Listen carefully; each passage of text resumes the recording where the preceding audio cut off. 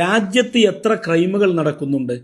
ആ ക്രൈമുകളുടെ 1% പോലും നിങ്ങൾക്ക് ഹിജാബ് ധരിച്ച പർദ്ദയിട്ട ഒരു മുസ്ലിം സ്ത്രീ ആ വേഷം മറയാക്കിക്കൊണ്ട് ചെയ്തതായി നിങ്ങൾക്ക് തെളിയിക്കാൻ കഴിയോ? ഇനി ഏതെങ്കിലും ഒരു ക്രൈം അങ്ങനെ തെളിയിക്കപ്പെട്ടാൽ തന്നെ ആ വേഷം ധരിപ്പിച്ചുകൊണ്ട്, പർദ്ദ ധരിപ്പിച്ചുകൊണ്ട് ഇസ്ലാമിനെയും മുസ്ലിമീങ്ങളെയും ആ വേഷത്തെയും പറയിപ്പിക്കാൻ നിങ്ങൾ ചെയ്തു എന്നല്ലാതെ ഹിജാബ് ധരിച്ച, പർദ്ദ ധരിച്ച ഒരു മുസ്ലിം പെണ്ണ് ആ വേഷത്തെ മറയാക്കിക്കൊണ്ട് ഇവിടെ നടക്കുന്ന ക്രൈമുകളിൽ 1% പോലും നടത്തിയതായി നിങ്ങൾക്ക് തെളിയിക്കാൻ കഴിയില്ല. അല്ല, ഈ കാവി പുതച്ചിട്ട് നടത്തുന്ന ആക്രമണങ്ങളൊന്നും നിങ്ങൾ കാണുന്നില്ലേ? അപ്പൊ കാവി നിരോധിക്കണം എന്ന്, കാവി വേഷം നിരോധിക്കണം എന്ന് എന്താ നിങ്ങൾ പറയാത്തത്? ഇതിനെ സംബന്ധിച്ച് നിങ്ങൾ പറയുകയാണെങ്കിൽ, പർദ്ദയെ സംബന്ധിച്ച് പറയുകയാണെങ്കിൽ അതും നിങ്ങൾ പറയണ്ടേ? അതെന്തേ നിങ്ങൾ പറയാതെ പോകുന്നത്?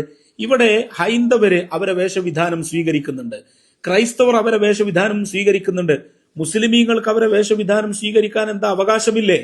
പിന്നെ ഐഡന്റിറ്റിയുടെ പ്രശ്നം നിങ്ങൾ പറയുന്നത്.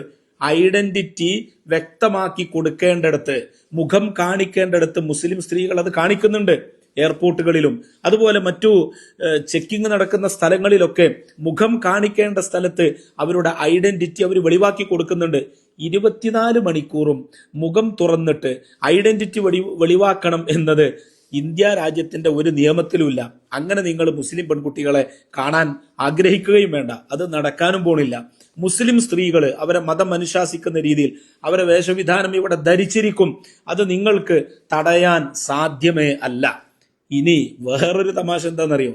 ഈ പർദ്ദ അങ്ങോട്ട് മാറ്റിയിട്ട് കാവി പുതച്ചാൽ ഈ പ്രശ്നങ്ങൾക്കൊക്കെ പരിഹാരമാകും. പർദ്ദന്റെ കളർ കാവി ആക്കിയാലും ഒരു പരിധിവരെ പരിഹാരമാകുമെന്നാണ് നമുക്ക് തോന്നുന്നത്.